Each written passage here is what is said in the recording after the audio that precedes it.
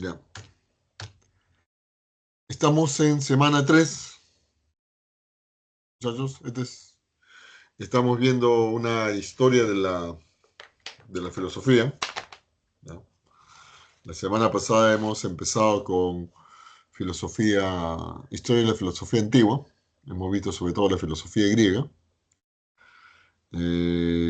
Sócrates, los sofistas, Platón y Aristóteles. ¿Ya? Y ahora lo que vamos a ver es una historia de la filosofía moderna. ¿No? Vamos a ver filosofía moderna. Nos hemos salteado de la filosofía medieval, ¿no? No se va a llevar porque, bueno, en la OCA no es un temario en la OCA, ¿no? Ya. Pero la filosofía medieval tuvo bastante influencia de la filosofía griega, ¿no? La filosofía medieval son dos periodos, el periodo de la patrística y el periodo de la escolástica. En la patrística, el filósofo griego que influyó todos ellos es Platón, y en la escolástica es Aristóteles. Y el periodo más fructífero, si se puede decir, de estos dos es la escolástica. ¿Ya? Este es el periodo más fructífero. ¿Ya? Entonces, después de la escolástica ya viene la filosofía moderna. Se desarrolla entre los siglos XVII y XIX, inicio del XIX, si se puede decir. A ver, antecedentes, vamos a ver algunos antecedentes acá.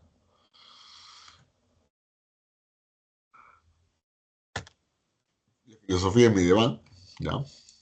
¿Por qué la filosofía medieval? Porque, muchachos, con la filosofía medieval es donde la razón y la fe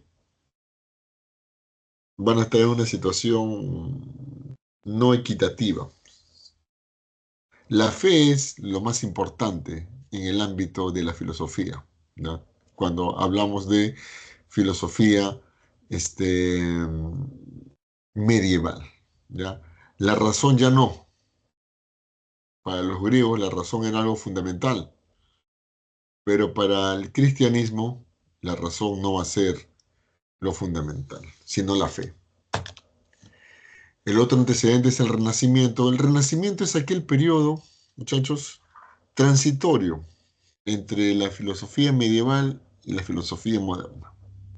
Como su nombre lo dice, el Renacimiento tiene que ver con el interés que se da más o menos en el siglo XV, por las culturas clásicas, esas culturas clásicas que son la griega y la romana. Luego el humanismo, acá, en el humanismo, es, eh, vamos a hablar que va a tomar una preponderancia, jóvenes, el, el papel del hombre.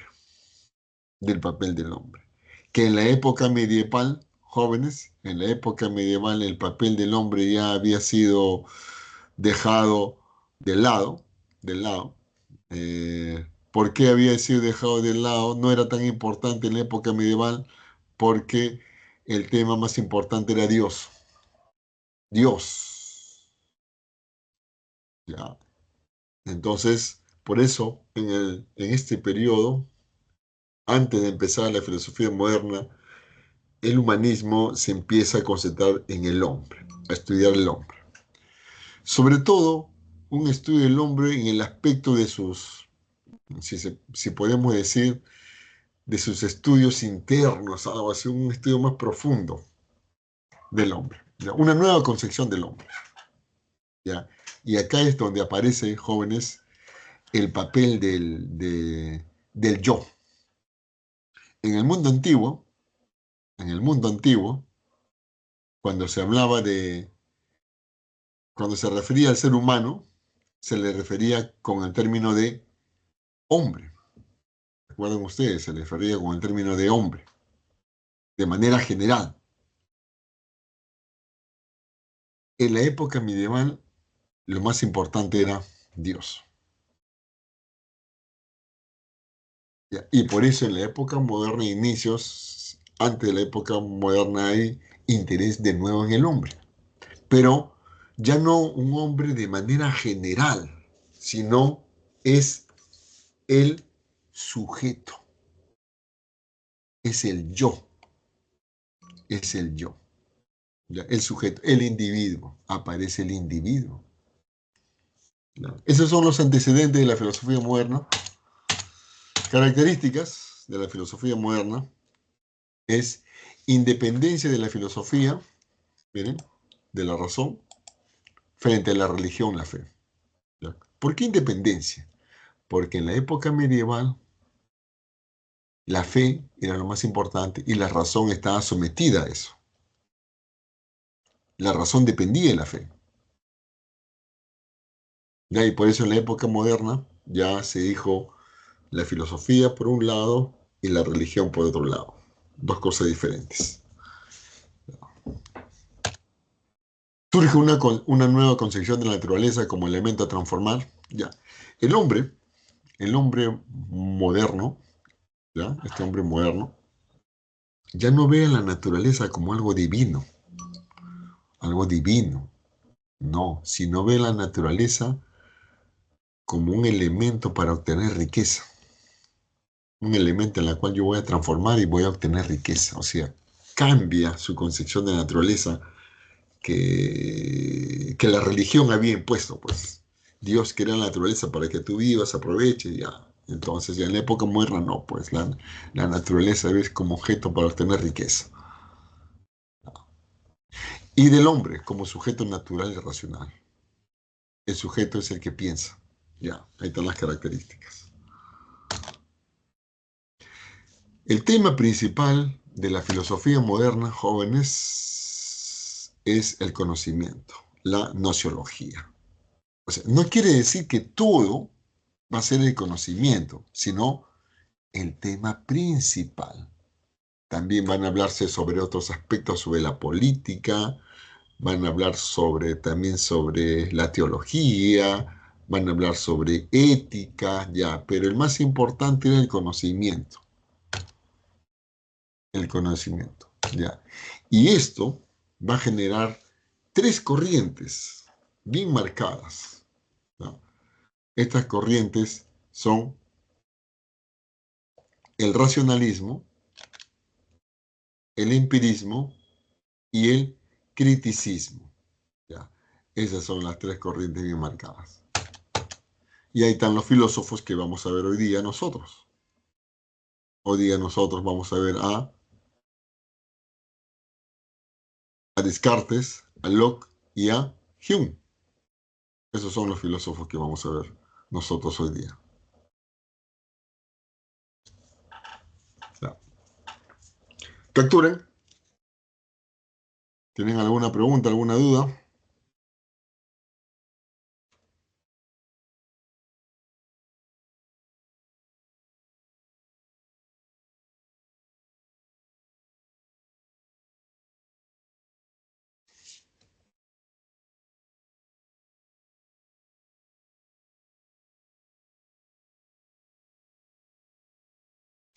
Ya. Vamos a empezar primero con el filósofo con lo cual se va a iniciar la filosofía moderna, que es René Descartes. Ya. René Descartes, miren, de 1596 a 1650. ¿No? Entonces, ahí tenemos a Descartes. Ahí está su foto. Descartes es el filósofo, jóvenes, que con él inicia, como les dije. ¿Ya?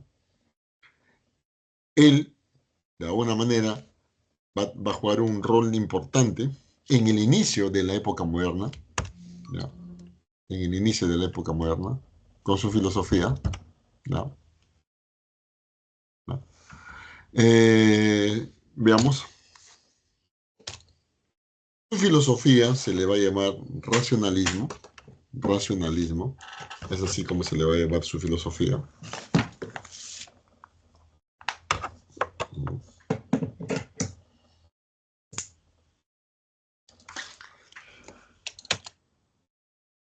Como le dije, padre de la filosofía moderna, ¿no?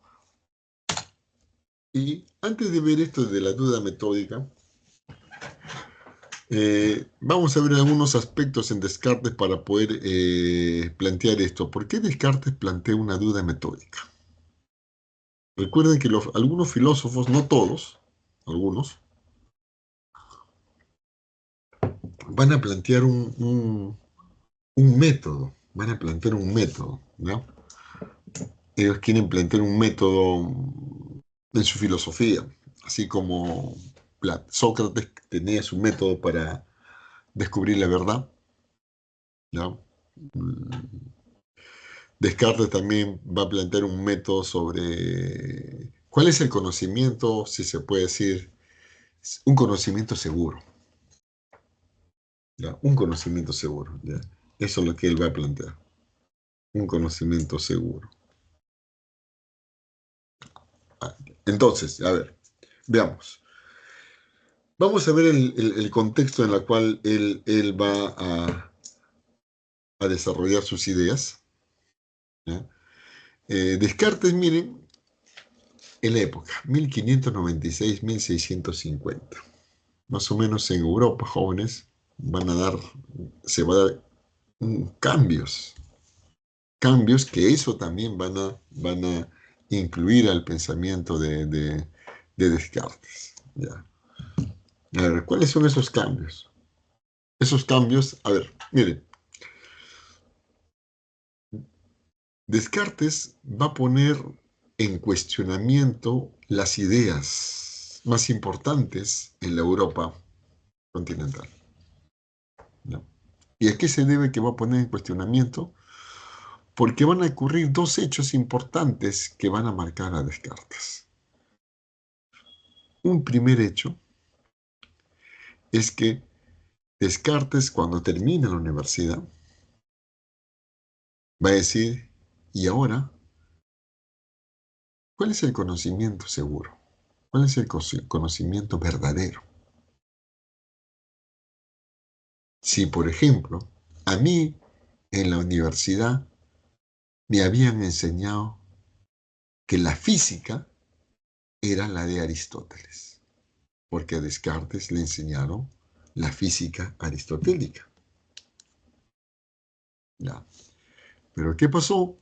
Justo en la época de Descartes, joven. Esa física de Aristóteles, miren que es de la época antigua, más o menos siglo IV antes de Cristo, y estamos siglo XVI, o sea, 20 siglos de vigencia tuvo la física aristotélica. En la época medieval, importante el Aristóteles. Y en la época moderna ya algunos científicos van a cuestionar la física de Aristóteles. Pero a Descartes le había enseñado que esta es la física correcta. Y tenemos los aportes de Kepler, los aportes de Copérnico y los aportes de Galileo. Galileo, sobre todo, jóvenes, cuando va a hacer un experimento y en la cual va a cuestionar el planteamiento aristotélico de que si soltamos de una altura dos cuerpos de diferente tamaño y peso, el cuerpo más pesado va a caer más rápido y el cuerpo menos pesado va a caer después.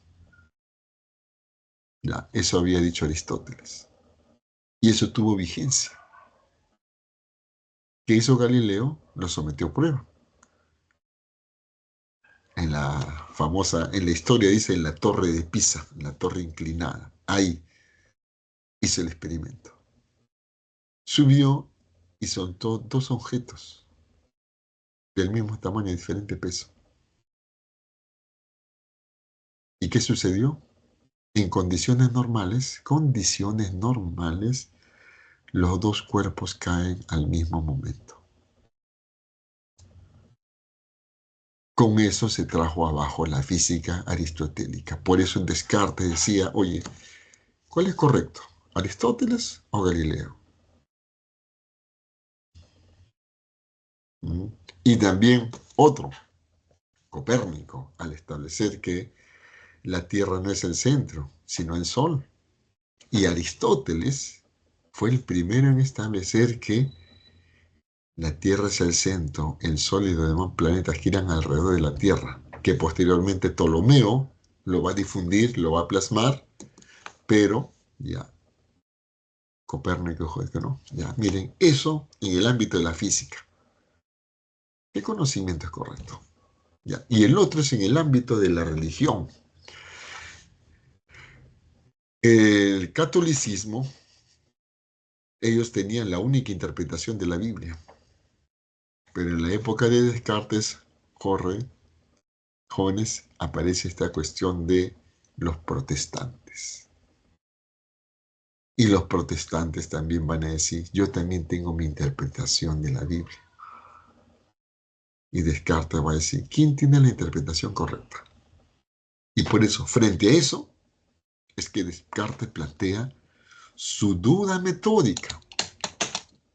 La duda metódica es un criterio de certidumbre. ¿Y qué cosa es un criterio de certidumbre? Busca superar el criterio de autoridad dominante en la filosofía medieval. Ya. En la filosofía medieval también decían, ¿cuál es el conocimiento seguro? En la filosofía, en la época medieval se decía, la autoridad es la que determina si ese conocimiento es seguro. Por ejemplo, Aristóteles, la filosofía de Aristóteles es correcta, es un conocimiento verdadero. La filosofía de Tomás de Aquino, verdadero, ya. Ese es criterio de autoridad. Si una persona lo dice, es correcto. Ya. Eso era en el ámbito de la filosofía medieval. Pero Descartes dijo, no, eso de criterio de autoridad ya no, sino criterio de certidumbre. Un conocimiento es verdadero basado en su certeza. Con el criterio de certidumbre se busca alcanzar la certeza, la verdad.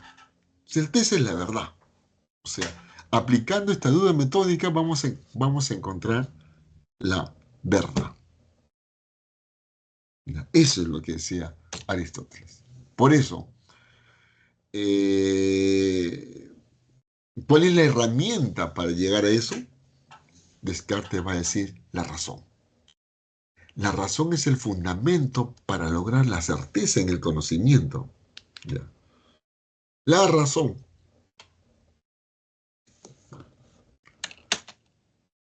Ahí está. Ahora, vamos a ver cómo es que Descartes aplica esa duda metódica. ¿Bien? La duda metódica busca examinar, jóvenes, todas las ideas. Todos. Con la duda metódica se va a examinar, o sea, se va a rechazar todas aquellas creencias de las cuales pueda plantearse alguna duda. Si ese conocimiento te genera duda, recházalo. Solamente acepta aquellos conocimientos que sean seguros. ¿Ya? Entonces, miren, y acá es donde Descartes plantea la duda, dudar. Descartes decía, duda de los conocimientos que vienen de los sentidos, de las percepciones. Los sentidos te pueden engañar. Miren, los sentidos te pueden engañar. ¿Quién decía esto? Ya, esto viene de los griegos. Esto viene de Parménides. Parménides fue uno de los primeros en decir, todo aquello que viene de los sentidos no es seguro.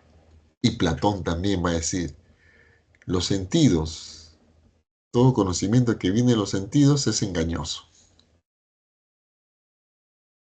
Y en la época moderna, Descartes también va a decir, si un conocimiento viene a través de la experiencia, a través de las percepciones, no es un conocimiento válido, ¿no? Entonces, mira, de repente alguien, miren, ya tengo un vasito con agua, uno pone un lápiz en el vaso, uno va a ver que el lápiz está como que quebrado, roto. Lo sacas, no ocurre nada. Lo metes, oye, está como quebrado. Ya, entonces, ¿qué sucedió ahí? Tus sentidos te engañan. Entonces Descartes decía, no confíes de tus sentidos. El otro, duda sobre el sentido de la realidad. Acá, esto sobre el sentido de la realidad tiene que ver, jóvenes, con una situación en la cual siempre algunas personas, a todos nos sucede eso. Dice, ¿estás seguro de lo que has visto? ¿No estarías soñando? ¿Estaba despierto o estaba soñando? Ya, a eso se refiere. Dudas sobre el sentido de la realidad. En que tú no puedes distinguir si esa situación que se ha presentado es producto de un sueño o lo has vivido. Si no estás seguro, mejor duda, decía Descartes. El otro también duda de las operaciones mentales. En tu mente acá hace operaciones, jóvenes, argumentos. Eh, en tu mente tú puedes plantear que, por ejemplo, un razonamiento, mi razonamiento es correcto, tú puedes decir, mi razonamiento es verdadero. Si tú dices, a ver, vamos a ver, Juana es heroína. Miren, Juana es heroína. Ya. Juana de Arco. Ya. Mire. Primera premisa, Juana es heroína. Segunda premisa, vas a decir, la heroína es dañina. La heroína, droga, es dañina. De esas dos premisas, tú llegas a una conclusión. Como el término medio que se repite es heroína, tú vas a decir que Juana es dañina. Porque la conclusión sale necesariamente de las premisas. Entonces, si te pones a analizar ese razonamiento y tú dices, miren, Juana es dañina, Juan es heroína, la heroína es dañina, en conclusión, Juan es dañina. He aplicado un criterio de los argumentos en que la conclusión sale de las premisas y entonces es correcto. Pero acá Descartes diría, ¿te aseguro que esa forma de razonar es correcto? ¿Que Juan es dañina? Entonces Descartes diría, mejor duda. Duda de tu forma de argumentar. Inclusive en las operaciones matemáticas, decía Descartes, en la matemática a veces nos equivocamos. Pensamos que hemos llegado a la respuesta correcta, pero no es la correcta. Ahora, Descartes acá, jóvenes, va a plantear que eso no es producto de nosotros, sino hay un genio maligno. Un genio maligno es el que ha generado ese error en nosotros. ¿Ya? Entonces, ya. Por eso hay que dudar. Miren, acá está. Acá hay dos personajes que se presentan dos cosas. Uno te dice algo y el otro algo.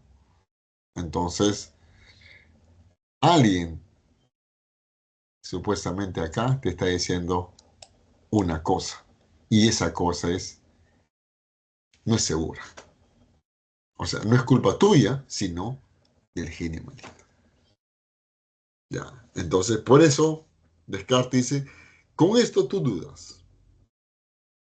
Ahora, ¿cómo se llama en la filosofía, hasta donde hemos visto, esa situación en la cual una persona duda?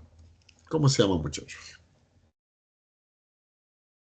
Cuando una persona duda acerca de los conocimientos, ¿cómo se le llama? ¿Cómo se le dice? ¿Saben?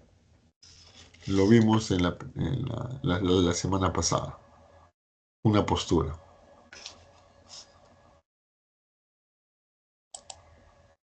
¿Mm?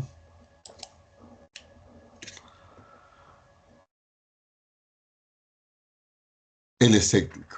Bien, bien. Se le llama escéptico. No, entonces ya, ahí está. Se les llama escéptico.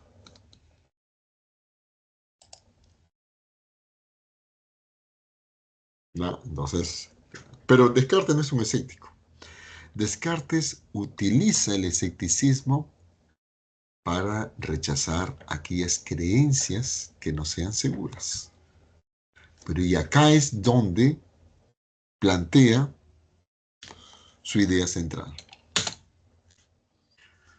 Puedo dudar de todo, decía Descartes, miren, menos que soy un sujeto que estoy dudando.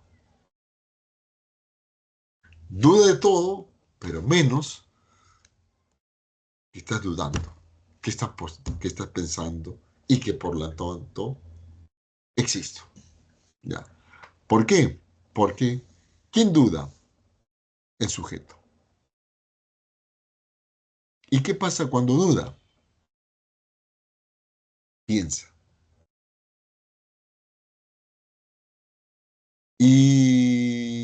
¿Y qué pasa cuando piensa? Se da cuenta que existe. Entonces, por eso acá viene esta idea.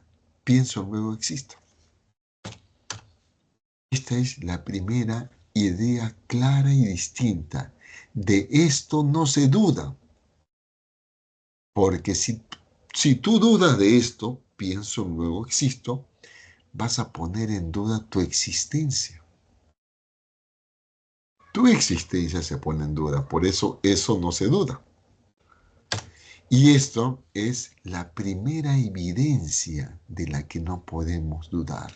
Esto es la primera idea clara y distinta. Entonces, miren, esta es la duda metódica. Capturen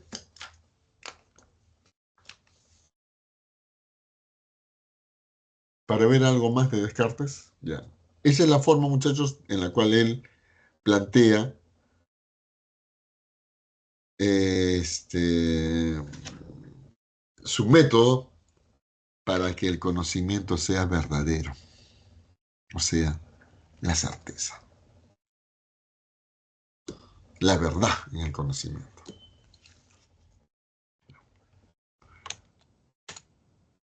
Ahora vamos a hablar de ideas en Descartes. Miren, Descartes va a hablar de tres tipos de ideas. Clase de ideas, miren. Ideas adventicias, miren. Las ideas adventicias son aquellas ideas que vienen de la experiencia sensible. O sea, ideas que vienen producto de tus sentidos. Es cuando tú observas algo, o sea, un hombre, tiene la idea de un hombre porque lo has visto. Un toro, tiene la idea de un toro porque has visto un toro. Ya, esas son ideas adventicias. Árbol, o sea, todo lo que tú ves, observas a través de tus sentidos, tienes una percepción, aparece acá. Ya. Esas son las ideas adventicias de la experiencia. Pero Descartes también decía, también hay otras ideas, las ideas facticias o ficticias. es producto de la imaginación. Ahora, estas ideas facticias tu mente es la que crea las ideas. Pero crea ideas tomando en cuenta las ideas adventicias. Para tú crear algo, debes tener algún dato, una imagen que lo has visto y luego lo crees, lo transformas. Ya, esa es una idea facticia. Por ejemplo, un caballo alado, una sirena.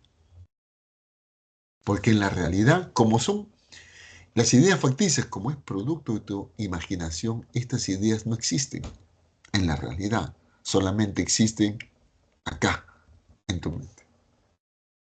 Por ejemplo, si has visto un hombre y un toro, un minotauro. Un minotauro. O Pegaso, un caballo alado. ¿Ya? Estas son ideas, si se puede decir, que no tienen un sustento real. ¿Ya? Y luego tenemos las ideas innatas. Miren, ideas amenticias que vienen de la experiencia, facticias, que el hombre las crea, y las ideas innatas son aquellas ideas que nacen con el hombre. O sea, cuando nosotros nacemos, ya tenemos ideas. Desde que nacemos, Descartes decía que ya tenemos ideas, desde que nacemos. Ya, por eso se le llama innatismo. Ejemplo, Descartes decía que todos los sujetos en su mente tienen la idea de Dios, perfección, infinito, etc. Ya nacemos con ideas. La idea de Dios, ya acá, está acá, en nuestra mente. ¿Ya? Entonces, ahí está. Entonces, miren estas clases de ideas. Ahora Descartes va a decir, ¿qué ideas es la correcta? A ver, las ideas amenticias, pero vienen de la experiencia sensible, y Descartes dice que hay que dudar de los sentidos, ¿ya? Entonces hay que rechazarla. Las ideas facticias es tu mente la ha creado, no es algo seguro, tu mente, en base a las ideas amenticias, entonces las rechazamos. Y las ideas innatas, no, esa sí es la correcta. Nacemos con ideas. Ya, ahí está. Capturen.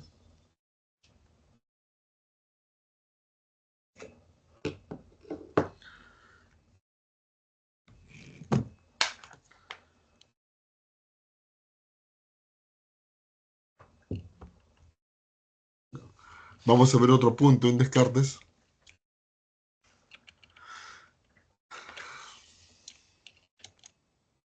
Vamos a ver la sustancia. Ese es el otro tema de Descartes. La sustancia.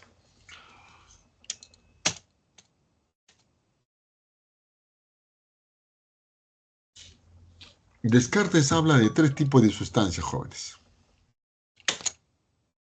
Habla de una sustancia infinita, res infinita.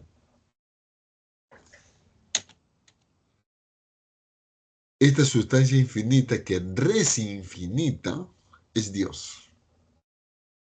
Ya, para Descartes, la sustancia infinita es Dios. Porque Descartes decía que Dios es perfección. Y Dios es una idea innata.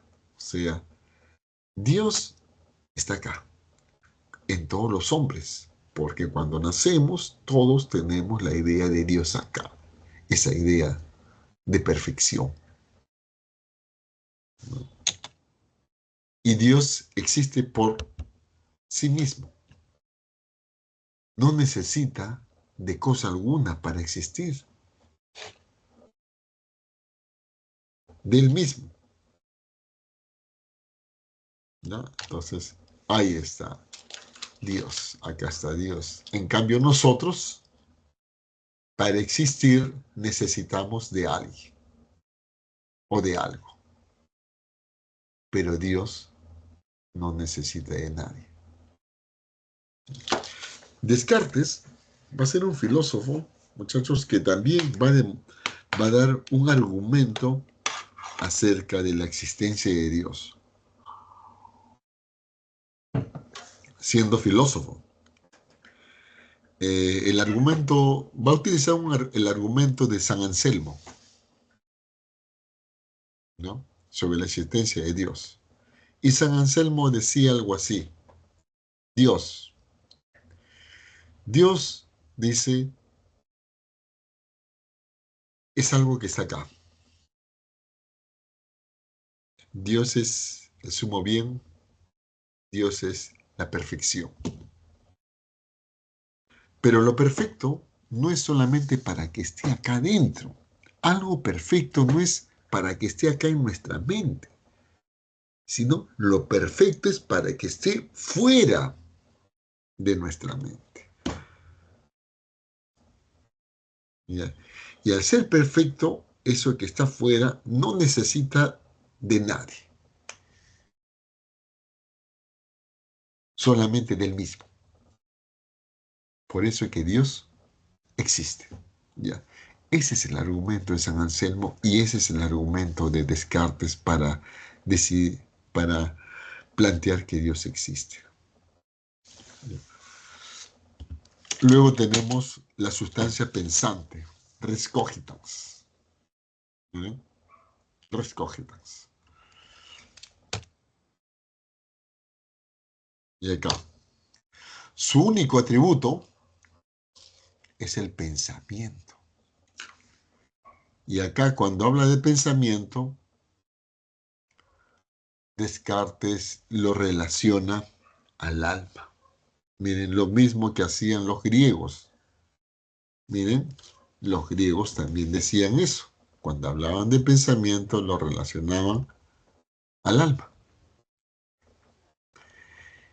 Y el pensamiento, con el pensamiento uno va a juzgar, va a razonar, va a imaginar, ¿no? Va a querer, va a sentir, ya. Todo es eso con el pensamiento. Ahí está.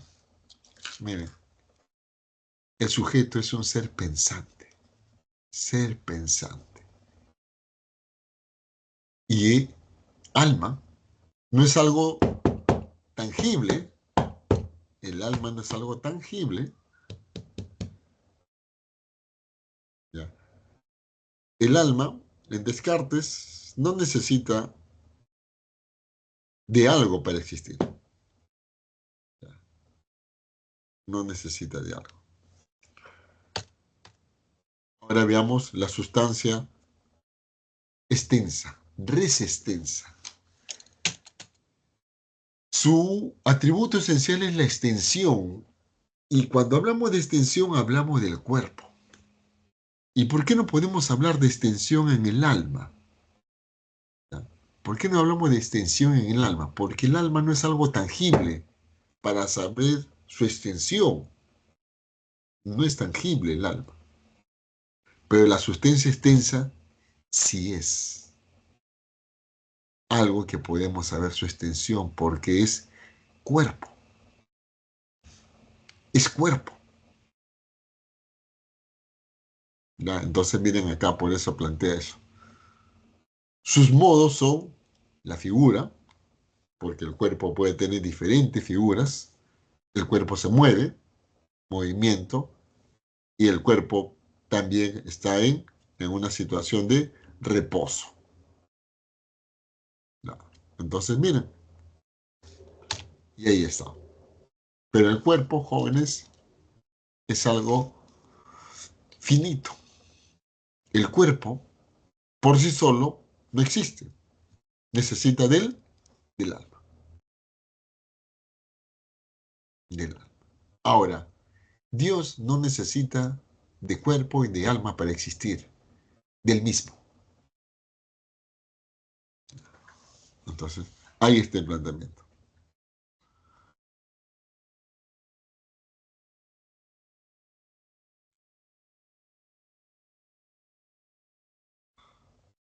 Lecture, muchachos.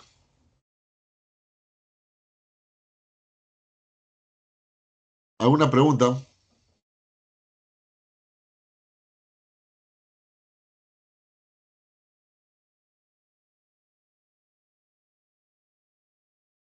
Con esto acabamos Descartes. Este es el último punto sobre Descartes.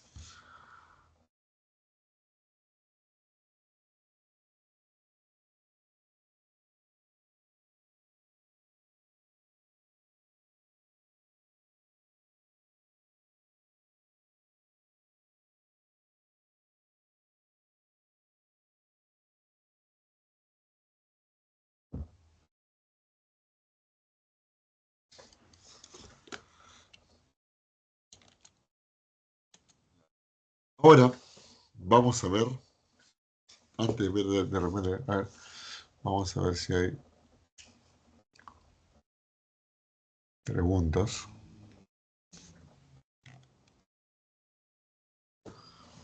¿Cuál sería la diferencia entre idea y sustancia según Descartes? Ah, ya. Es que acá, las ideas son lo que se forma acá, dice. Todas las ideas están acá. Ya. Las ideas, las ideas es lo principal para el conocimiento. Una idea es el fundamento del conocimiento. El conocimiento es imposible sin ideas. Ya. Ahora, el planteamiento que pone Descartes, esas ideas, ¿de dónde vienen?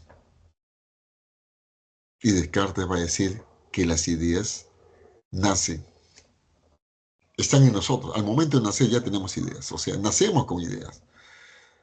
Ya, pero esas ideas son puestas por alguien. Descartes decía que las ideas nos ha puesto Dios. Ahora, cuando habla de sustancia, Descartes se refiere a lo que constituye una cosa. La sustancia es cuando se refiere a un objeto, cuando se refiere a un objeto. Por ejemplo, acá tengo un cargador. Descartes se refiere esto. ¿Cuál es su sustancia? ¿Con qué está hecho, si se puede decir? ¿En base a qué cosa está hecho?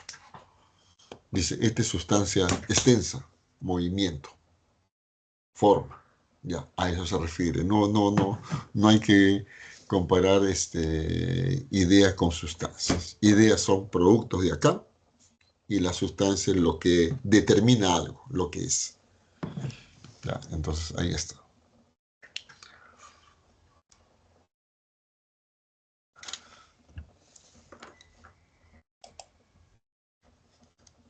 Veamos ahora a un filósofo inglés, John Locke. Ya, Locke va a fundar una corriente filosófica que es contraria al racionalismo. Mire, el racionalismo era dominante en toda la Europa continental, pero el empirismo lo era solamente en Inglaterra, en el mundo anglosajón, si se puede decir. Ahí los ingleses van a desarrollar esta filosofía. Y John Locke es un filósofo, jóvenes, que también va a ser considerado el padre del liberalismo, porque John Locke va a poner los cimientos del liberalismo, el fundamento del liberalismo. Y eso ya lo vamos a ver cuando veamos filosofía política. Ahí vamos a ver ese planteamiento de John Locke en el ámbito de la política. Ya. Pero hoy día vamos a ver en el ámbito de la nociología. A ver, ¿qué va a decir John Locke? John Locke va a ser un crítico un crítico de, de este, del racionalismo, ¿no? Va a ser un crítico, ¿ya? Y va a cuestionar esas ideas de Descartes sobre que nosotros nacemos con ideas, el innatismo. ¿Ya? A ver, veamos. Miren, Des- John Locke va a decir el sujeto. Ahí tenemos un sujeto. El sujeto, cuando nace, va a decir John Locke, en su mente no hay nada, una hoja en blanco. No hay nada, vacío de contenido. No hay ideas innatas. ¿Ya? ¿En qué se basa John Locke para afirmar esto, jóvenes? John Locke se basa en observaciones que él hace a los niños. John Locke dice, basta observar a los niños para darnos cuenta que cuando nacen, su mente es como una hoja en blanco, una tabula rasa. No hay nada, vacío de contenido. A los niños hay que enseñarles, hay que enseñarles. ¿Ya? Esa es la idea, el ejemplo con la cual ataca al racionalismo. ¿Ya? Por eso dice, no hay ideas innatas. ¿Ya?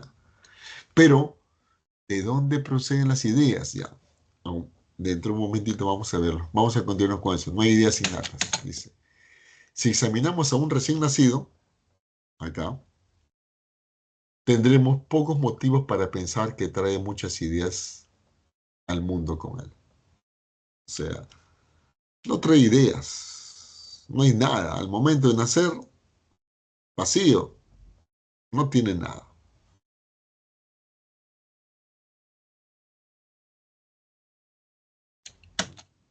Y ahora, ¿de dónde vienen las ideas entonces? ¿Que el sujeto siempre, toda su vida, su mente va a ser un hoja en blanco? No.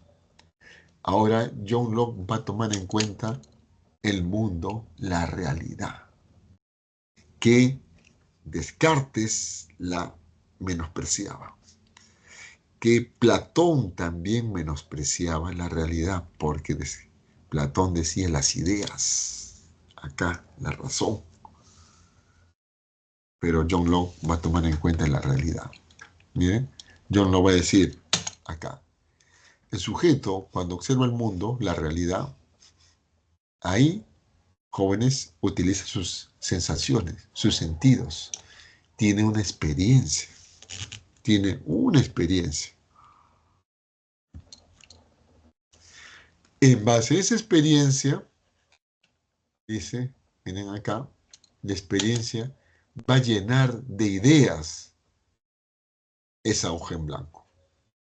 Dice, mucho contacto con la realidad a través de la experiencia va a llenar de ideas que estaba en blanco, ahora va a estar lleno. O sea, las ideas vienen de la experiencia, no nacemos. Por eso las ideas surgen sobre la base de impresiones que obtenemos de la experiencia con las cosas. Veo un objeto, tengo una impresión, una experiencia y me formo una idea de eso. Ya. Esto era la filosofía de Descartes, perdón, de John Locke, muchachos. Por eso el conocimiento se fundamenta en la experiencia. Eso decía John Locke en base, en contra de Descartes, que decía que el conocimiento se fundamenta en la razón. John Locke decía, no, la experiencia.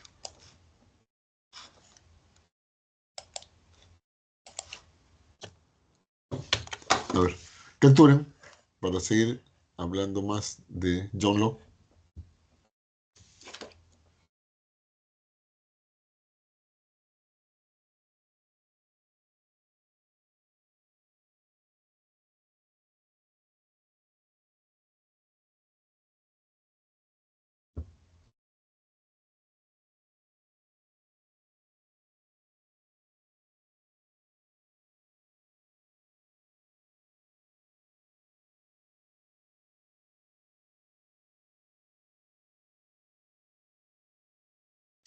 No.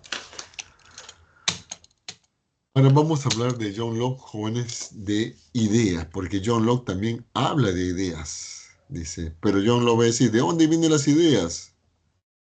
John Locke va a decir, las ideas vienen de la experiencia, ya, y va a decir, hay dos tipos de ideas. Esa es la que vamos a ver ahora. Hay ideas simples.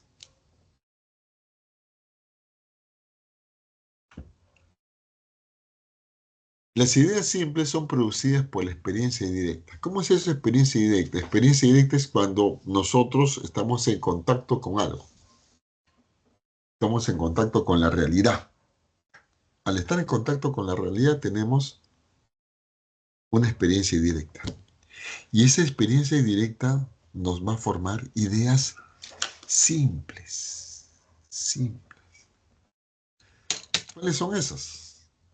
Antes de ver esa, eh, estas ideas simples que son producidas por la experiencia, nuestra mente, cuando tenemos una experiencia directa, tu mente es pasiva. Tu mente solamente es receptiva. Observa, se forma una idea. Observa una idea. Observa idea. Observa idea. Ya, la mente es pasiva. No hace nada. Pasiva. Ya. Tenemos dos tipos de ideas. Ideas simples por sensación, experiencia externa. Acá es tus sentidos. La visión, el oído, el olfato, el gusto, el tacto.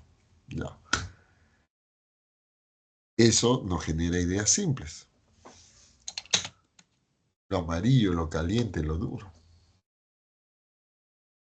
Con la visión vemos lo amarillo, lo caliente con el tacto, lo duro. Ya.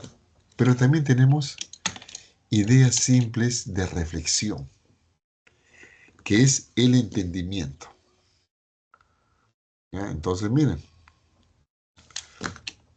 ¿cuáles son estas ideas simples de reflexión? El razonar, el querer, el sentir, el percibir. ¿Ya? Estas ideas que tenemos acá, jóvenes, es en base a la sensación. Por ejemplo, si yo estoy tocando algo, cuando toco algo, me doy cuenta que está caliente, estoy sintiendo algo. Cuando veo un color amarillo, estoy percibiendo el color. Ya, por eso, esta idea de reflexión no es que el hombre va a empezar a pensar, a pensar, a pensar sobre eso. No, es lo que sea al instante. Me quema. Sentiste el, el calor. Ya, entonces, estas son ideas simples. La experiencia directa. Contacto con el objeto. Ya. ¿Esas son todas? No. John no va a decir, hay otras ideas. Ideas complejas. Estas ideas complejas es producido por la combinación de ideas simples. Es cuando combinas ideas simples. Estas ideas que están acá las combinas. Pero tú cuando combinas ideas simples, tu mente ya no es pasiva. Tu mente está activa, está trabajando porque está combinando, está transformando. En cambio, la idea simple solamente es receptiva. Vistes amarillo, estás percibiendo el amarillo. Te quemaste, has sentido el calor. Ya. Pero en la idea compleja tú transformas, creas. Tu mente trabaja. Y por eso John lo va a decir, las ideas complejas, estas ideas complejas no existen en la realidad. Es algo que tu mente la ha creado en base a las ideas simples. Por eso, esta idea simple, verlo en la realidad, no. Es producto de acá. Ya, entonces no representa cosas reales. No representa cosas reales.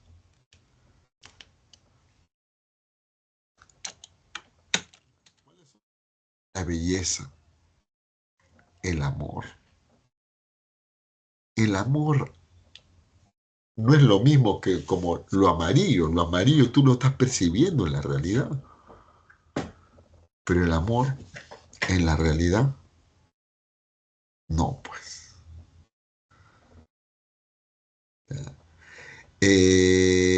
Si no, tu mente lo asocia. Tu mente ve, oye, dos personas están juntos, están sentados. Dos personas se están abrazando, se están besando. Ya. Eso lo que tú ves, ese es el amor. ¿De dónde sale? Has visto personas juntándose, abrazándose, ya. Ahí, ahí aparece la idea compleja. Eso de John Locke, muchachos.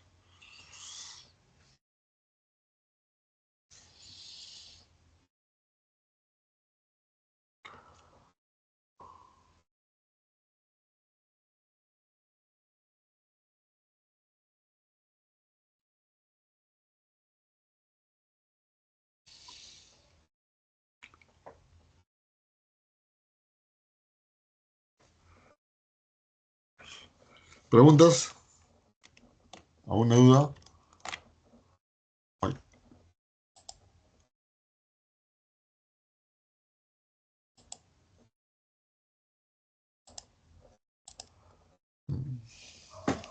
Profe, Sí. pero, por ejemplo, la belleza o el amor no sería un tipo de entendimiento sobre la reflexión sobre la sociedad. ¿Cómo? ¿Puedes hablar un Em, poquito? o sea, Sí, sí, siento dime. que las ideas complejas eran como opinión de ideas simples y yo siento que, por ejemplo, la belleza o el amor sería o entendimiento o reflexión sobre ideas simples. Ah, Entendimiento ya. sería como algo complejo, Ah, ya. un tipo de reflexión sobre. Acá, mira, con respecto a eso, ya, un ratito se ha salido acá la...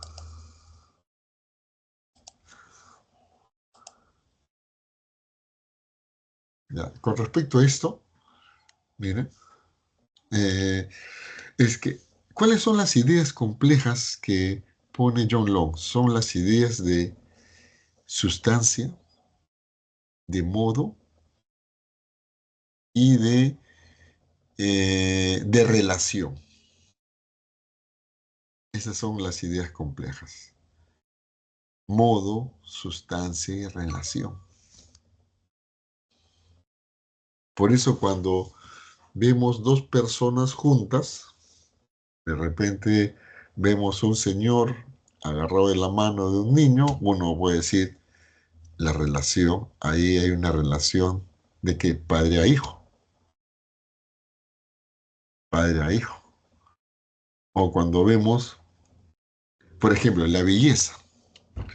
La belleza es en base a a la idea compleja de sustancia, lo que le hace ser,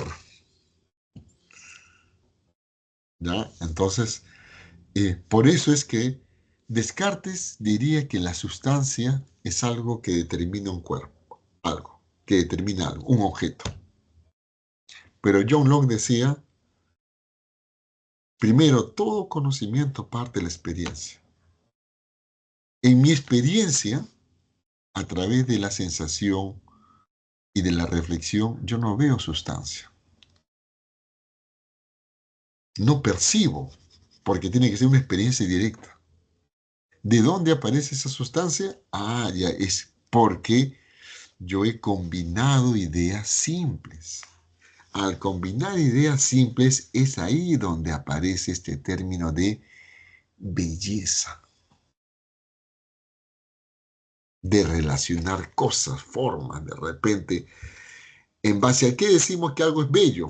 Ya, de repente tenemos que poner varias características de las sensaciones, de las reflexiones, y podemos decir, ese objeto es bello. Pero la belleza en sí es producto de acá, de tu mente. Ya.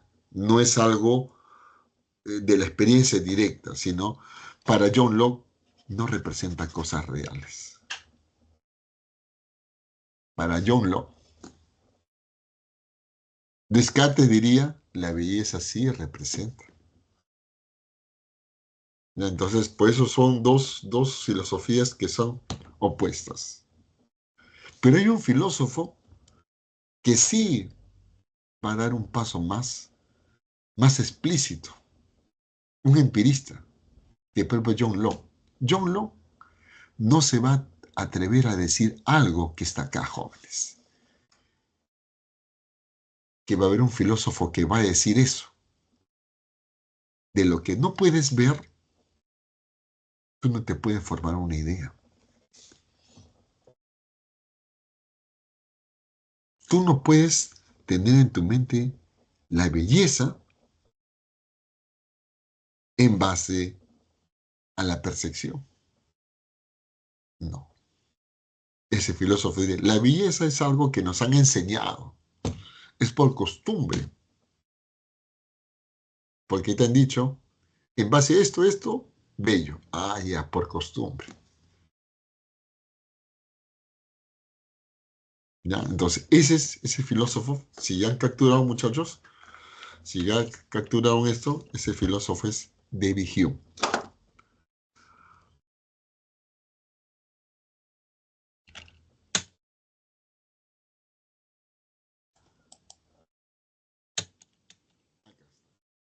Filósofo inglés, filósofo empirista, David Hume. Que él sí dio un paso más adelante que John Locke. ¿Por qué? Porque estamos en el siglo XVIII, es cuando algunas cosas todavía no se pueden decir de manera directa, porque siempre hay una censura. En base a lo que dices, te pueden de repente hacer un juicio o algo así. Por eso es con reserva. Hasta al propio Descartes le sucedió eso. Descartes, católico, pero también tenía sus ideas filosóficas, sus ideas acerca de la concepción del mundo, en base a la razón. Había hecho un libro, había escrito un libro, y ese librito lo había llevado a una imprenta para que se publique. Pero al enterarse que la Inquisición condenó a Galileo por lo que dijo, Descartes fue rápidamente a la imprenta y paró la edición de su libro por temor a la Inquisición. Entonces siempre hay esa censura.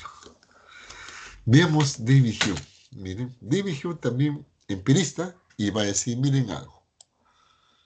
Vamos a ver, ¿qué va a decir David Hume?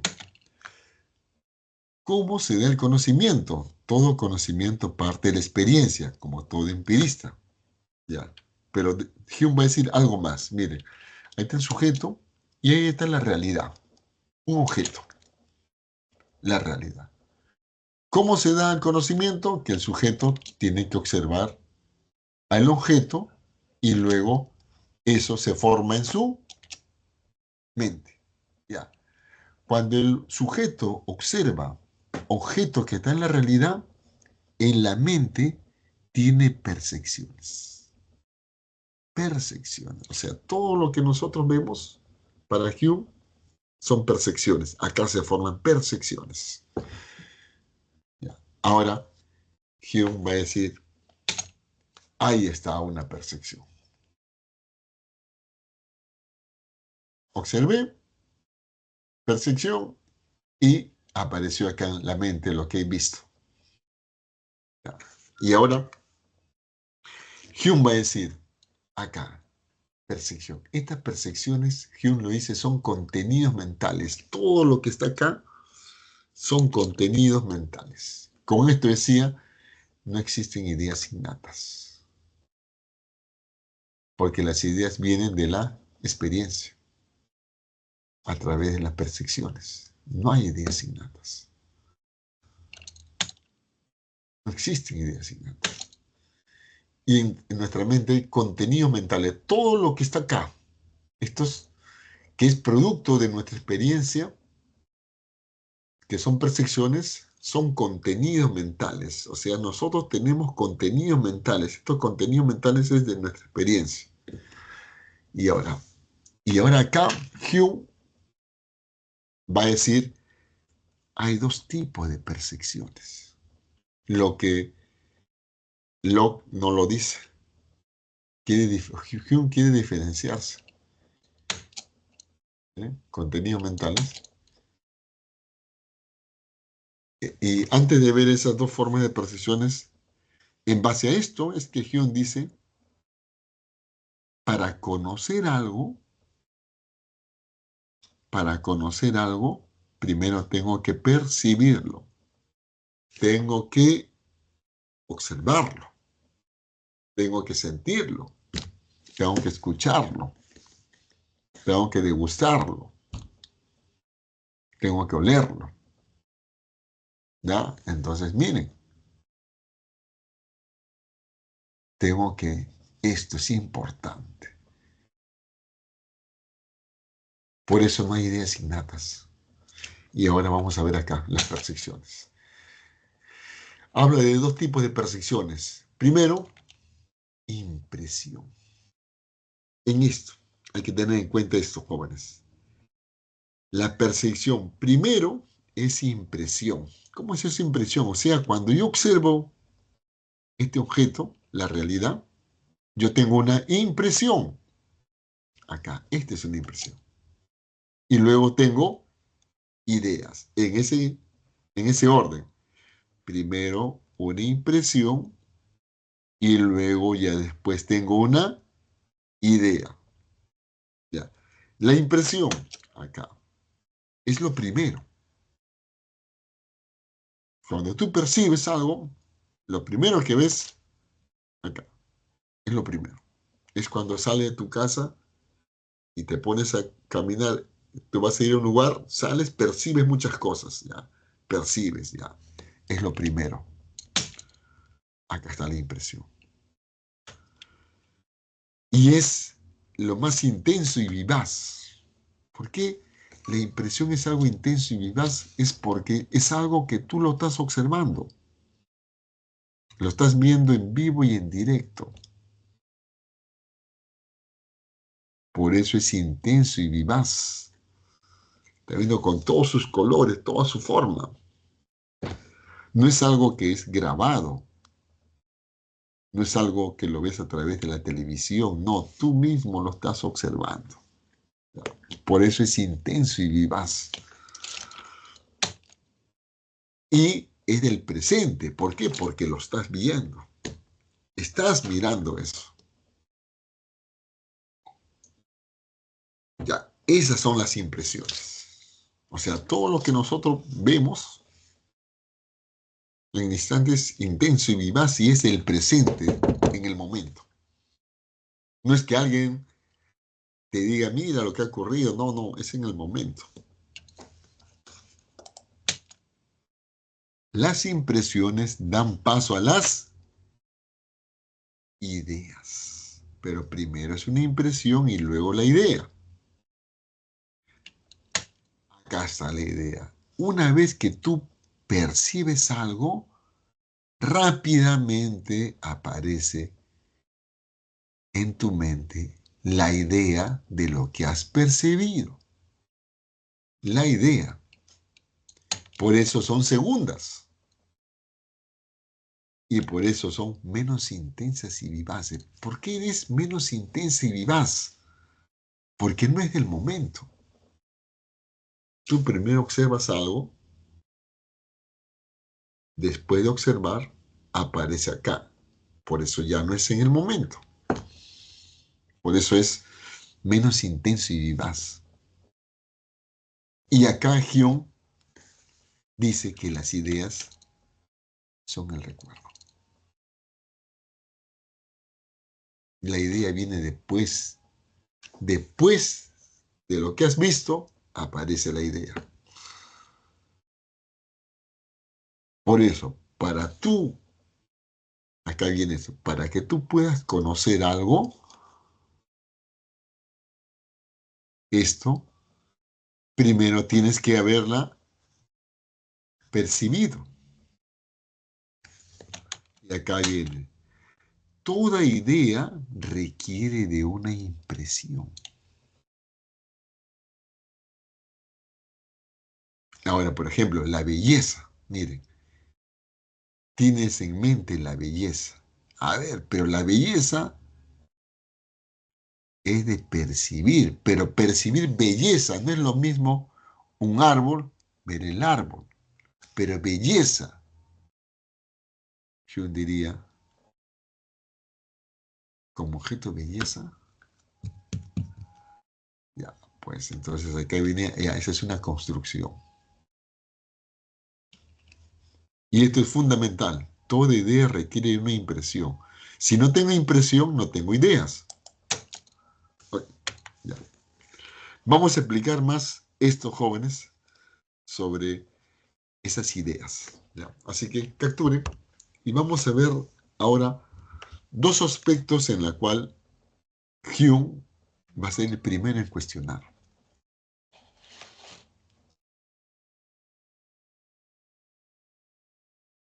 Hume va a cuestionar dos ideas que vienen desde la filosofía griega, la idea de causalidad y la idea de sustancia.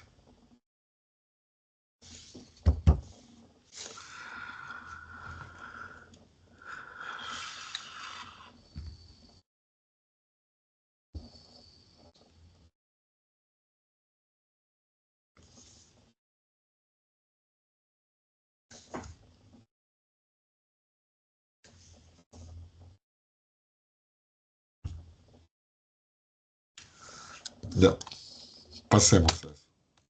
Bien. Crítica a las ideas de causalidad y sustancia. Esta causalidad y sustancia venían de la época de los griegos. Causalidad y sustancia fundamental en la filosofía aristotélica y fundamental en la filosofía medieval y también en Descartes. Pero Hume los va a cuestionar. Miren, la idea de causalidad. Causalidad es causa-efecto. Tiene que ver con eso. Causa-efecto.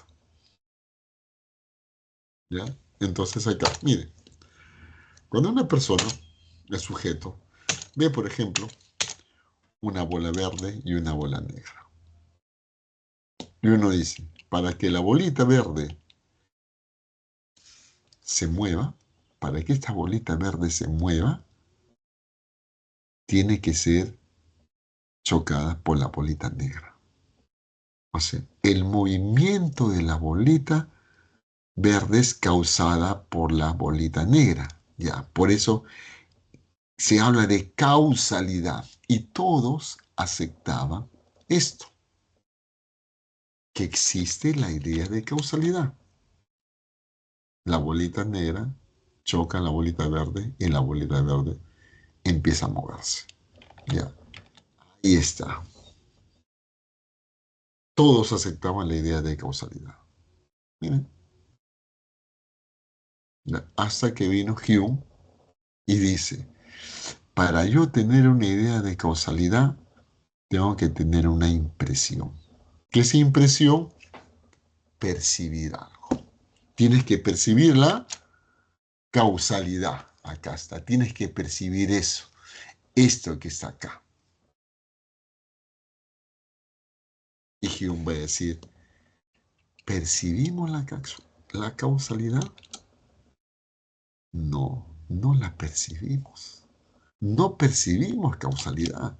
Porque acá esa causalidad no la percibimos. Pero se ha movido. Sí, se ha movido, pues. Ya, pero eso no es causalidad. Esa es una conexión. Una conexión. No es una impresión, sino es una creencia. Es producto de los hábitos.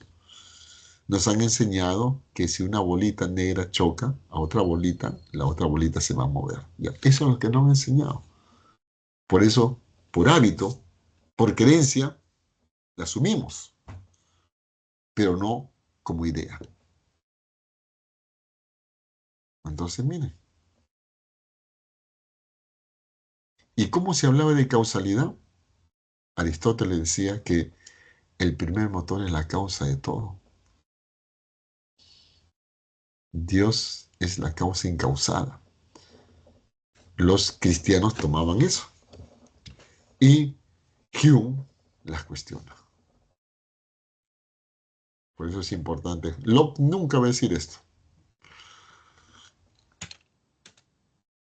Y por eso esa creencia tiene un origen psicológico. Es producto de asociación de ideas. Has asociado ideas, pero no me vengas de que existe la idea de causalidad. No hay idea de causalidad porque no la percibes, no la estás mirando. Más bien es una creencia. El otro. Ahora vamos a ver la idea de sustancia. Sustancia también que empieza con Aristóteles, que en la filosofía medieval, que en Descartes, jóvenes, hablaba de sustancia. ¿Ya? ¿Cómo es eso de sustancia? Sustancia es lo que le hace ser a un objeto. ¿Ya? Lo que le hace ser un objeto. La sustancia cargador. ¿Ya? El sujeto, cuando observa un objeto, si observa una manzanita, miren, si está observando una manzanita, la realidad, al observarla rápidamente en su mente, el sujeto va a decir la idea de sustancia. Existe la sustancia manzana. Ya, ahí está, miren, existe la sustancia manzana. Ya, desde Aristóteles, la filosofía medieval, hasta Descartes asumían esto como cierto. Ahora viene Hume, dice, para yo tener la idea de sustancia, tengo que percibirlo.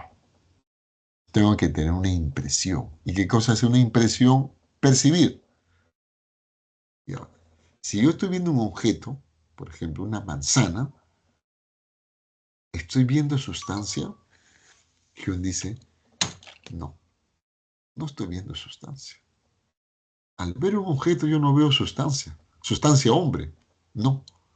Acá Hume dice, yo estoy viendo propiedades, atributos, es lo que observo, lo que percibo. ¿Cuáles son esas propiedades? Color, tamaño, forma, olor, textura, color, el tamaño, la forma media redonda, el color, el olor, el aroma y la textura. Esas son las propiedades. Eso es lo que estoy percibiendo, no sustancia. Y ahora, esta idea de sustancia también es producto de las creencias, de los hábitos que nos han dicho. Pero no existe la idea de sustancia. Acá por eso dice, esta idea de causalidad y sustancia es hábito costumbre. ¿No? Es hábito costumbre. Este era el planteamiento de Hume, muchachos. Capturen.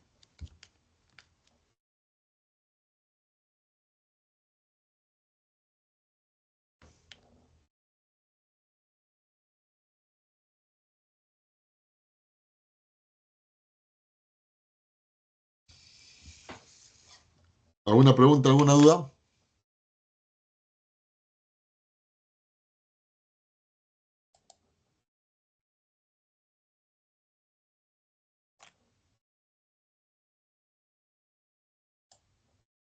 Ay, perdón.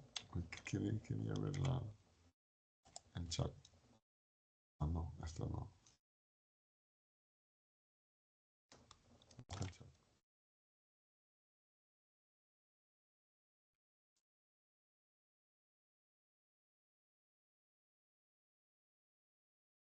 ¿por qué Locke dice que en base a las impresiones surgen las ideas?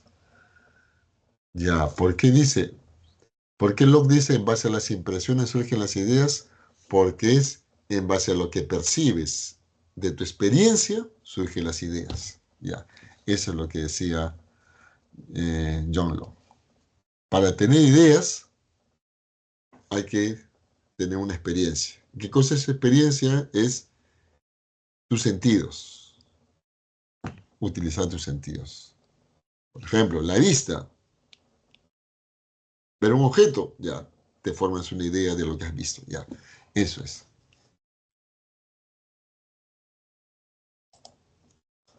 Ya.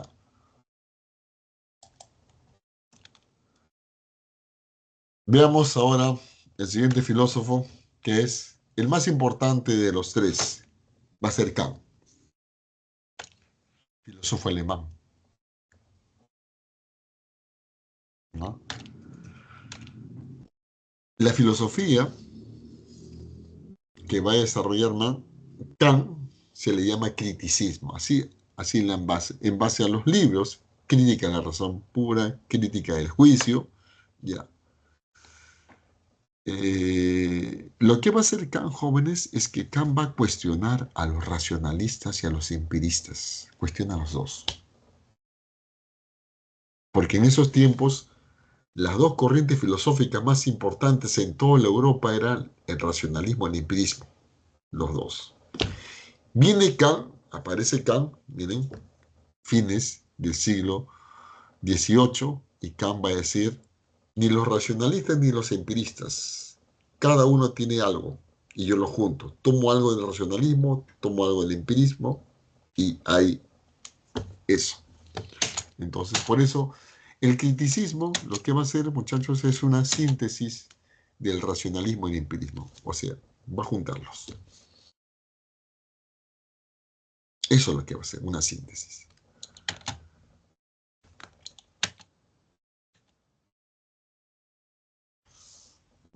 A ver, un ratito, parece que se ha movido.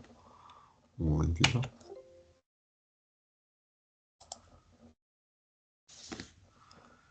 ¿Qué ha sucedido acá? Ah, ajá.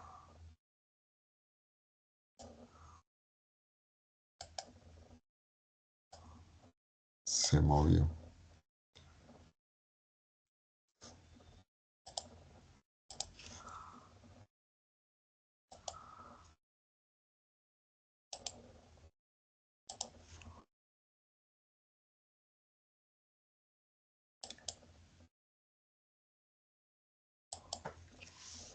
Ya.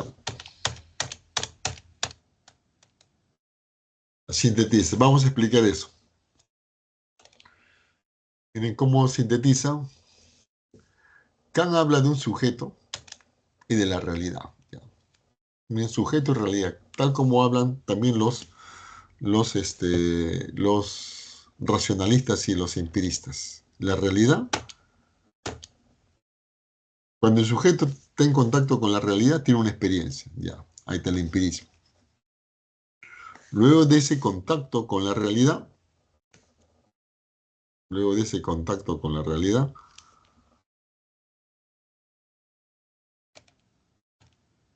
se forma en la mente lo que ha visto. Ahí está su pensamiento, la razón. Ya. Entonces, miren, por eso Kant dice, ¿cómo se forma el conocimiento? El conocimiento es producto de la experiencia nos brinda información y luego la razón procesa esa información que has captado. Ya.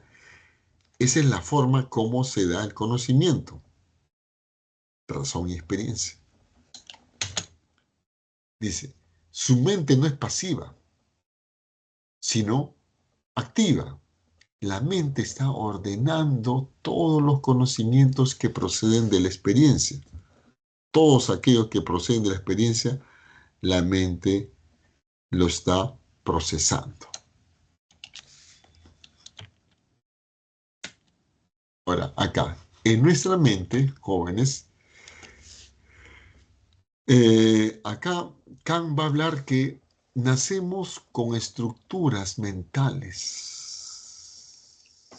a priori, o sea, categorías mentales a priori. ¿Qué quiere decir?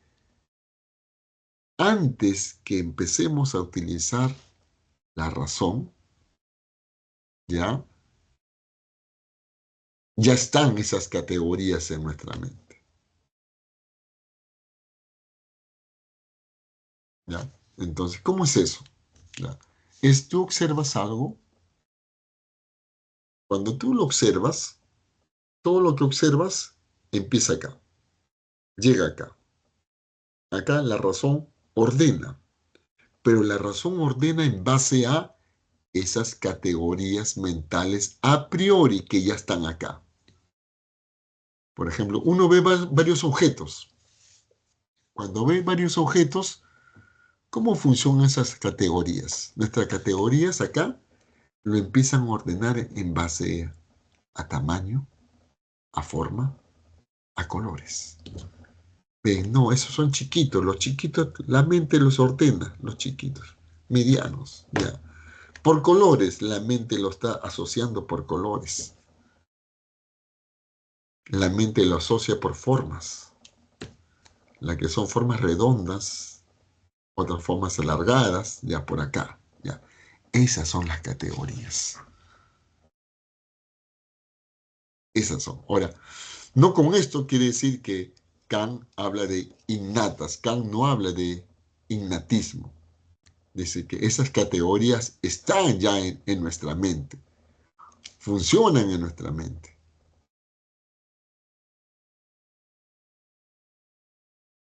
¿Ya? Entonces, ahora, y acá viene algo importante en Kant. El sujeto, con su experiencia y razón, solo conoce fenómenos. Con nuestra experiencia y razón, nosotros conocemos fenómenos. Fenómenos.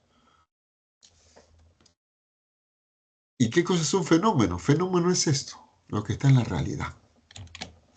La cosa cómo se aparece, o sea, todo lo que nosotros observamos, lo que vemos, eso es fenómeno.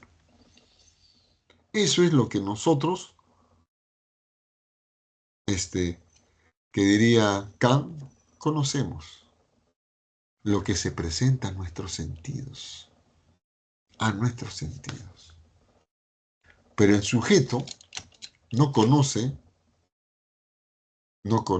o sea, incognoscible, el nómeno. Nómeno, la cosa en sí. ¿Cómo es eso de la cosa en sí? Tal como realmente es. Por ejemplo, acá, miren en esta imagen, el hombre está observando un árbol.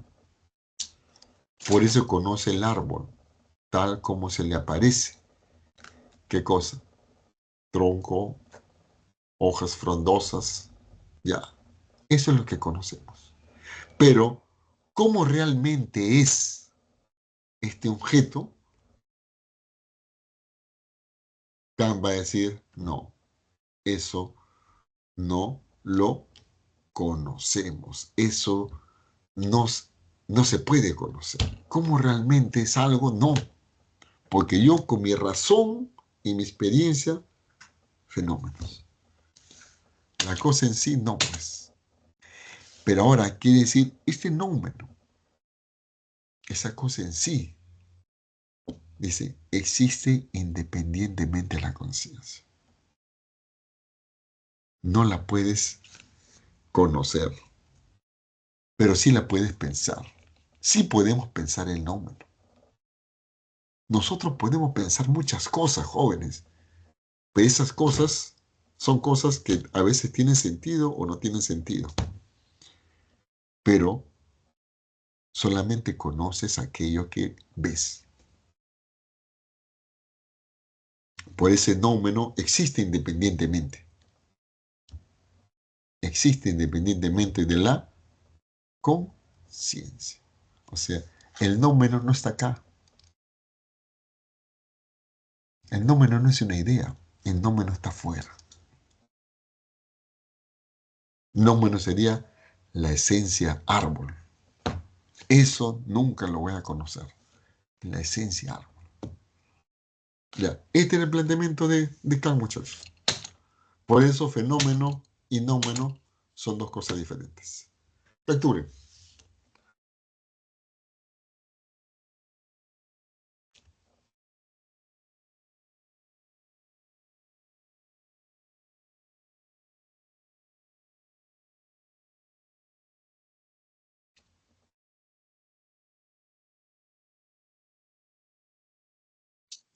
Profesor, Sí. ¿Qué diferencia existe entre las ideas innatas que plantea René Descartes y las cuestiones a priori que plantea Kant? Ah, ya, es que las ideas innatas dicen, nacemos con ellas porque alguien, Descartes decía, alguien nos las puso. Ese es Dios. Descartes decía, Dios nos ha puesto las ideas. Por eso decía, nacemos con ellas. Ya. Ahora, en Kant, Kant no lo llama ideas innatas. No lo quiere llamar.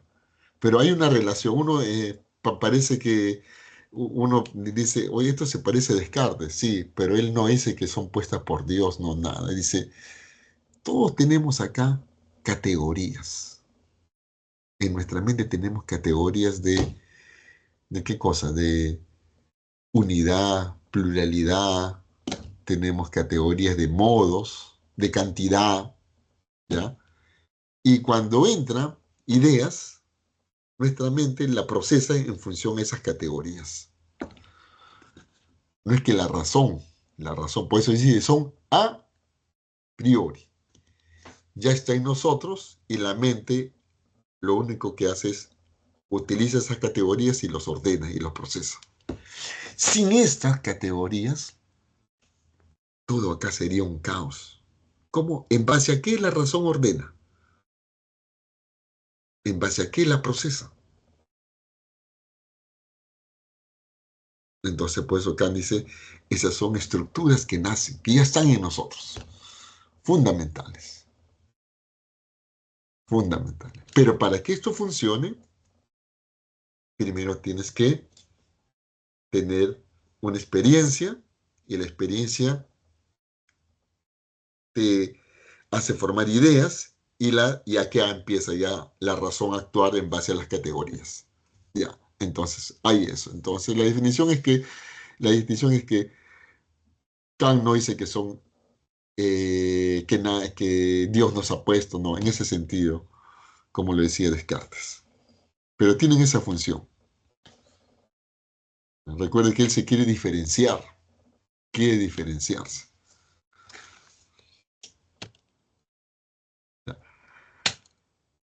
Ahora, el otro punto, muchachos, es, si, ¿alguna pregunta más? ¿Está claro eso?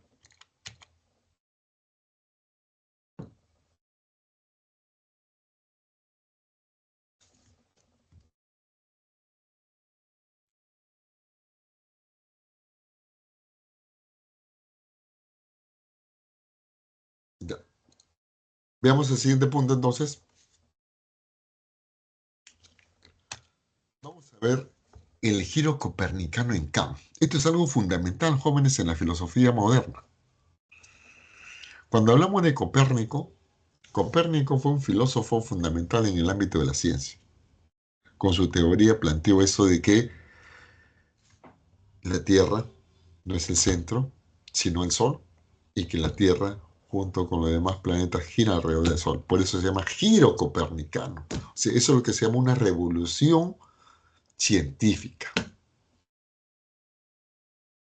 Copérnico saca de lado esa concepción de Ptolomeo, que Ptolomeo se basó en Aristóteles. Ya, eso, ya.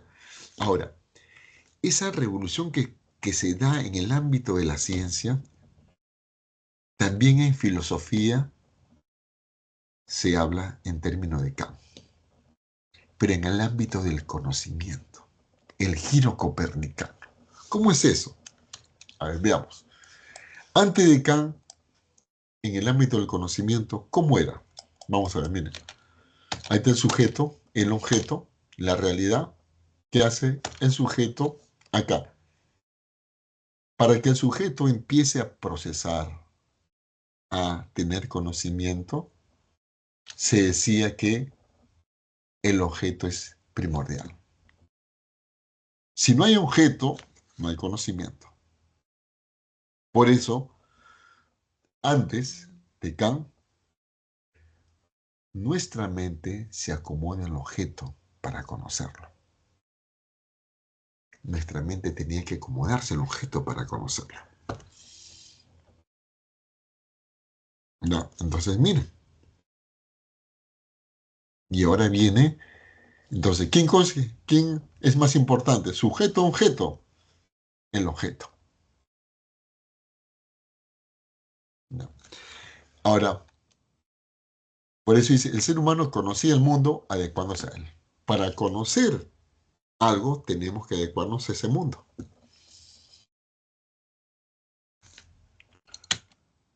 Ahora, después, ya, con Kant. Con Kant, miren, sujeto, la realidad.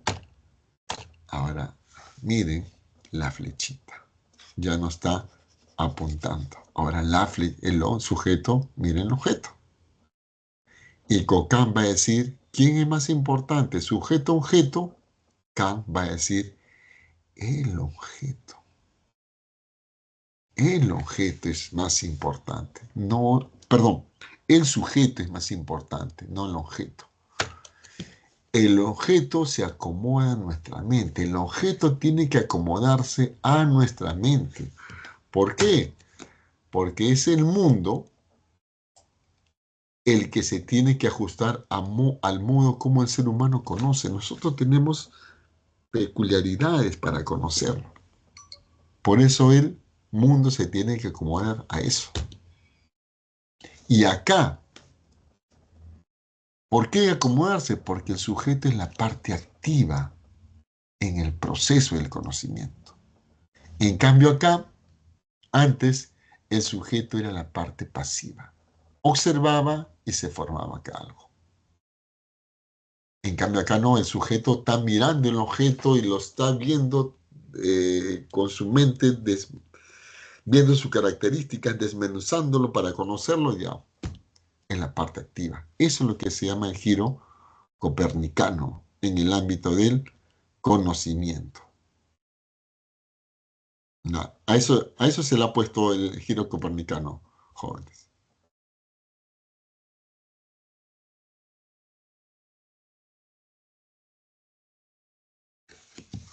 Capturen y veamos lo último.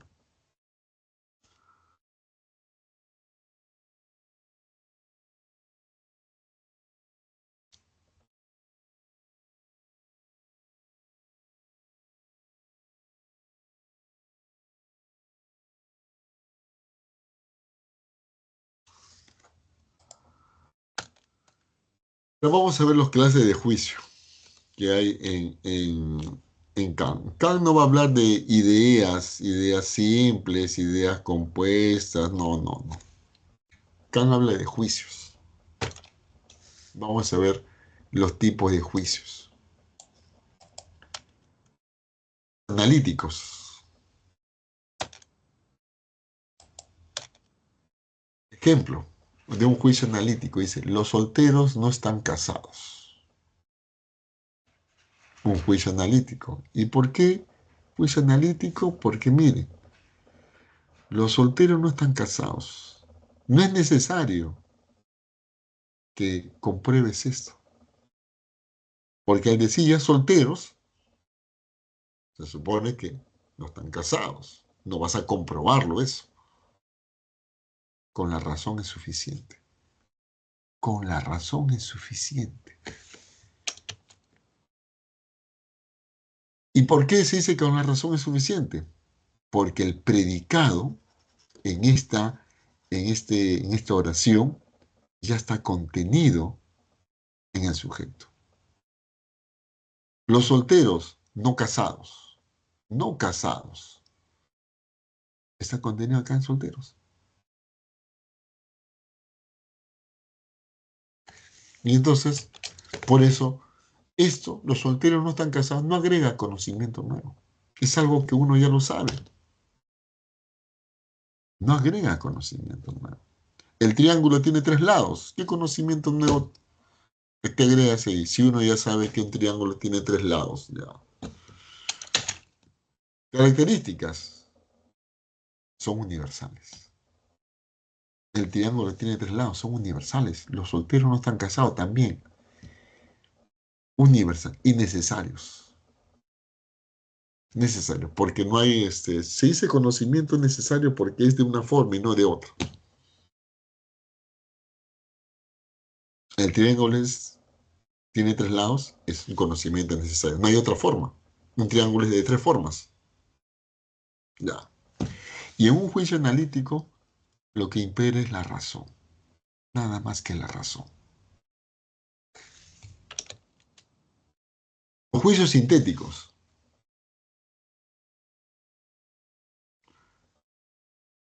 En un juicio sintético,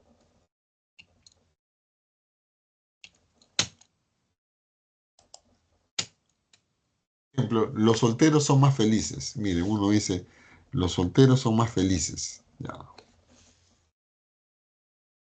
Los solteros son más felices. Ya. ¿Qué quiere decir eso de que los solteros son más felices? Veamos, analicemos la oración. Dice, el predicado más felices no está contenido en el sujeto. Solteros más felices son 2 cosas diferentes. En cambio, acá digo, solteros no casados es lo mismo. Por eso el predicado no está contenido en el sujeto. Ya. Los solteros son más felices, ya. Esto sí, para saber si son más felices tengo que comprobarlo. Ahora, esto sí se tiene que comprobarlo. En cambio acá, el triángulo tiene 3 lados o los solteros no están casados, no necesitas comprobarlo, solamente con la razón. Acá necesitas la experiencia. Y como necesitas la experiencia, agrega conocimiento nuevo, porque lo vas a comprobar. Es un conocimiento nuevo. ¿Cuáles son las características? Las características es que son contingentes y particulares. Pueden que no estén felices, pero estás hablando de no todos, sino solamente de los solteros, por eso son particulares. ¿Ya? Y un juicio sintético es la experiencia. ¿Ya? Ahora, Kant, jóvenes, buscaba un juicio que sea utilizado por la ciencia. Los juicios analíticos son universales y necesarios, sí. Y la ciencia debe ser universal y necesaria, sí. Pero la ciencia te tiene que brindar un conocimiento nuevo y un juicio analítico no brinda conocimiento nuevo. Kant decía que la ciencia tiene que brindar algo nuevo. Ya, entonces tienen que ser sintéticos. Pero acá había un problema, que los juicios sintéticos son contingentes y particulares y la ciencia no puede ser algo contingente y particular.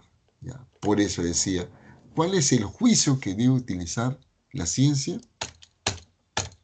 El juicio sintético a priori. Un juicio sintético a priori. O sea, junta los dos. Sintetiza los dos. Por ejemplo, la recta es la distancia más corta entre 2 puntos. Ahí está. 2 puntos, la distancia más corta es una línea recta. ¿La experiencia lo valida? Claro, lo valida. ¿Ya? ¿Es universal y necesario? Sí, es universal y necesario. Es universal y necesario. Y la experiencia lo valida. Ahí está. Ahí está el juicio sintético. La experiencia lo valida. Por eso conocimiento nuevo. Y es universal y necesario. Ya. Características universales y necesarios y agregan conocimiento nuevo. Ya. Por eso para Kant, jóvenes, el ideal de ciencia de Kant era lo que estaba haciendo Newton. Newton utilizaba bastante la razón en la ciencia. Cuando cae supuestamente la manzanita, cuando estaba sentado cae la manzanita y luego en función de eso Newton deduce esta noción de la gravedad, es porque está tomando en cuenta la razón, lo universal y necesario ya. Eso es lo que plantea acá. Ahí está. Los juicios sintéticos a priori hacen posible la ciencia. Capture.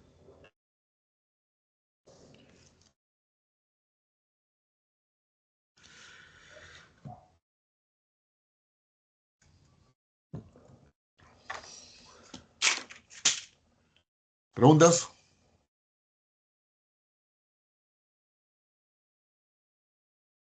¿Alguna pregunta? Muchachos.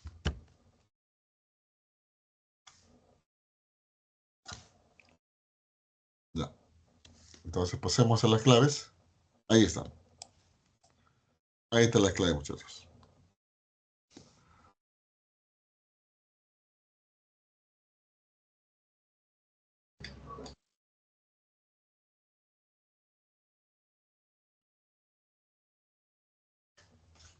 Ya capturaron.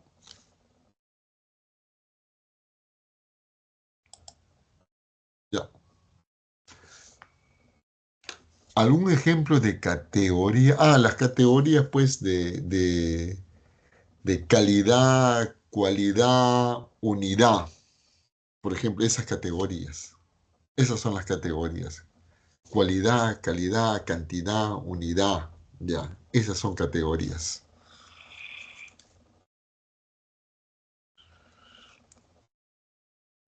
Ya, muchachos. ¿A una pregunta más? Entonces, muchachos, ya 9:20. Acabamos la clase y ya nos vemos la próxima semana, que la próxima semana vamos a ver a Hegel, a Marx, a Comte y a Nietzsche, 4 filósofos. Ya, muchachos, entonces nos vemos. Chao.